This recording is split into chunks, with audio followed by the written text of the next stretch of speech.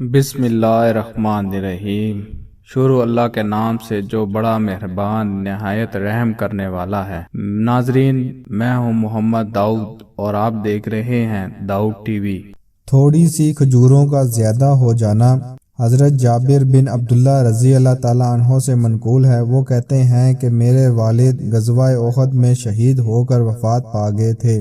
وہ قرض دار تھے۔ میں نے نبی کریم صلی اللہ علیہ وآلہ وسلم سے ان کے قرض خواہوں کے بارے میں مدد طلب کی کہ ان کے قرض سے دستبردار ہو جائیں۔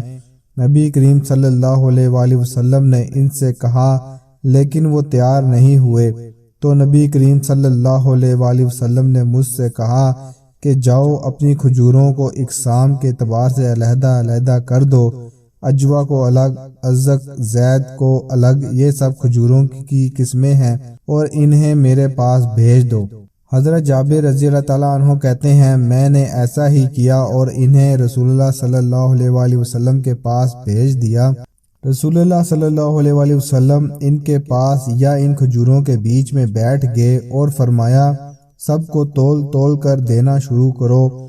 جابر رضی اللہ تعالیٰ عنہ کہتے ہیں، میں نے تول تول کر دینا شروع کر دیا یہاں تک کہ سب پورے ہو گئے اور میری کھجوریں اسی طرح باقی رہ گئیں جیسے اس میں سے کچھ کم ہی نہ ہوئی ہوں۔ سبحان اللہ۔